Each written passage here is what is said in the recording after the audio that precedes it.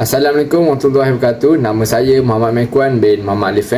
Nombor matrik 02 DAD 20F1020. Assalamualaikum warahmatullahi wabarakatuh. Saya Muhammad Aiman Fikri bin Muhammad Zaidi. Nombor pendaftaran 02 DAD 20F1050. Assalamualaikum and hi. Nama saya Muhammad Rasdi bin Sa'adun. Nombor pendaftaran 02 DAD 20F1056. Kau nak ke mana? Bukan suka lah. Apa nama? Apa pun boleh lah. Momentum. Baca!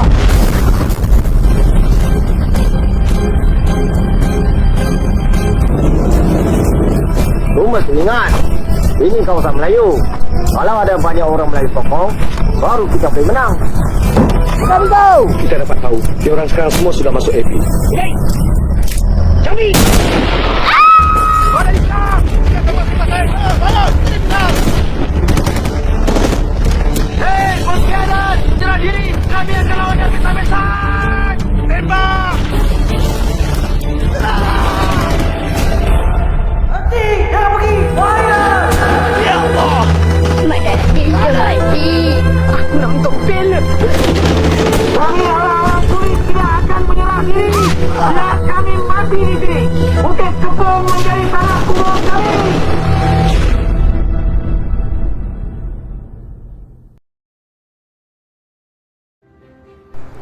Filem Bukit Kepong ini adalah berdasarkan kejadian sebenar peristiwa serangan daripada pihak pengganas komunis terhadap Balai Polis Bukit Kepong dan rakyat yang tinggal di Bukit Kepong. Bukit Kepong ini terletak di benua Johor dan serangan ini telah berlaku sebelum kemerdekaan, iaitu pada 23 Februari 1950. Filem ini telah diterbitkan dan diarahkan oleh James Samsudin.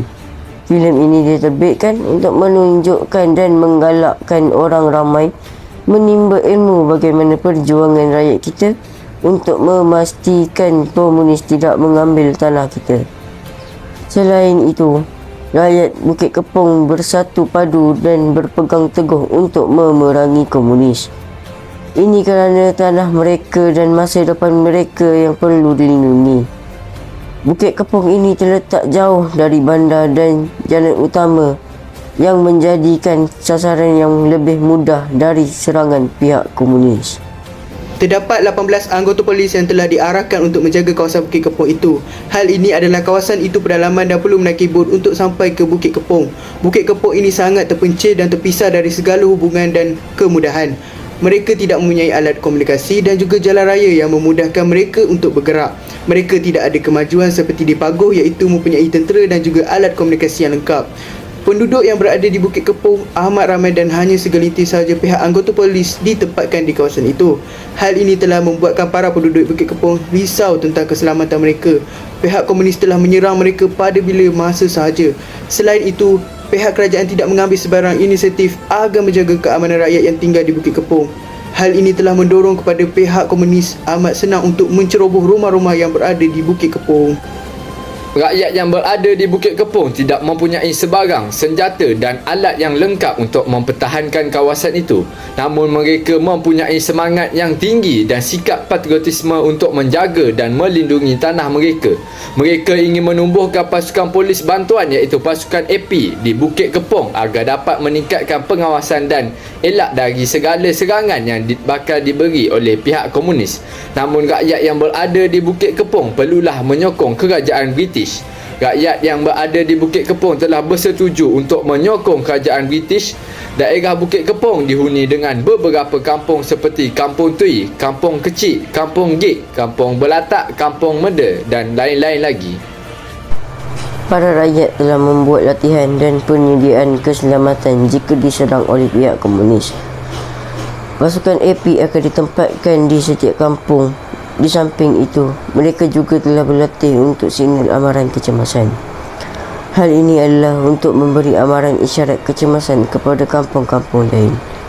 Contohnya seperti mereka perlu menggunakan kantong yang berada di surau jika suatu kampung itu diserang oleh komunis.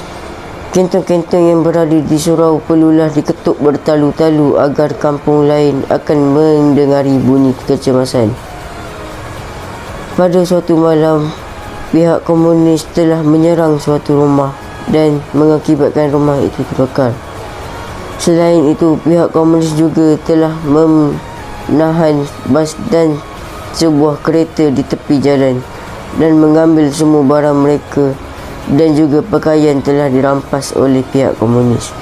Mereka juga telah membakar bas dan kereta. Itu membuatkan mereka perlu menumpang perahu untuk pulang ke rumah masing-masing.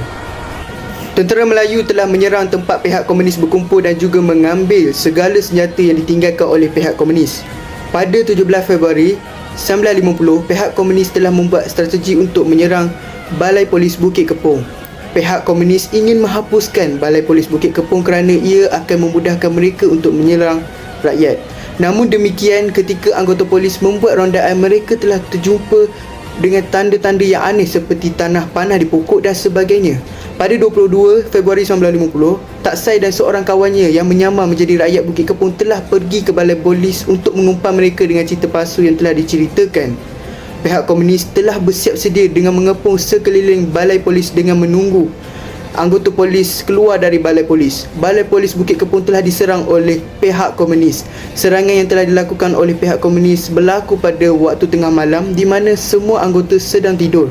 Namun 4 anggota yang menjaga dan mengejutkan semua anggota dan menyedarkan mereka bahawa balai polis telah diserang. Pihak komunis telah mengarahkan anggota di balai polis Bukit Kepong untuk menyerahkan diri dan meletakkan senjata mereka. Seterusnya, selepas beberapa serangan yang dibuat oleh kedua pihak, letupan dan tembakan yang terjadi di Balai Polis Bukit Kepong telah didengari oleh kampung lain. Kesemua kampung telah membuat ketukan untuk memberi tanda isyarat kepada kesemua pasukan AP untuk berkumpul dan membantu mereka yang berada di Balai Polis. Ketika mereka dalam perjalanan ke balai polis, penduduk kampung dari kampung-kampung berdekatan cuba membantu, tetapi komunis mengambil kawalan ke atas kesemua laluan utama ke balai polis. Pihak komunis telah berjaya mendekati rumah-rumah di balai polis dan telah menyerang ahli keluarga mereka yang berada di dalam rumah. Selain itu, lebih ramai anggota polis yang telah ditembak oleh komunis. Tambahan pula, kebanyakan daripada mereka telah kehabisan peluru untuk melawan serangan pihak komunis.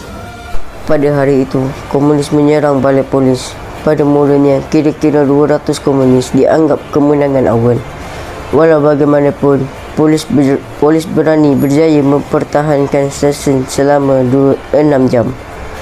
Akhirnya, setelah perjuangan yang telah mengambil banyak masa, balai polis telah pun ditangkap dan dibakar oleh komunis. Ramai anggota polis dan keluarga mereka telah dibunuh, termasuk Sarjan Jamil. Walaupun stesen itu musnah dalam kebakaran, tindakan berani anggota polis tersebut diingati sehingga ke hari ini.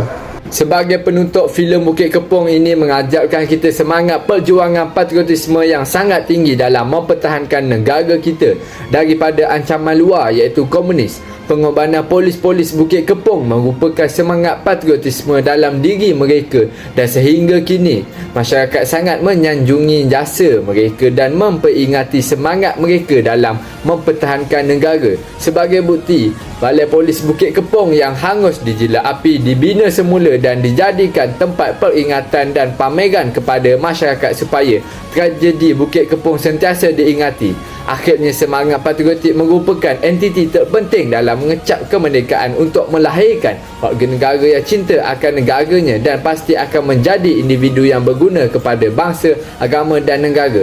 Saya berharap agar keamanan negara dapat dikekalkan dan sejarah buruk tidak akan berlaku lagi.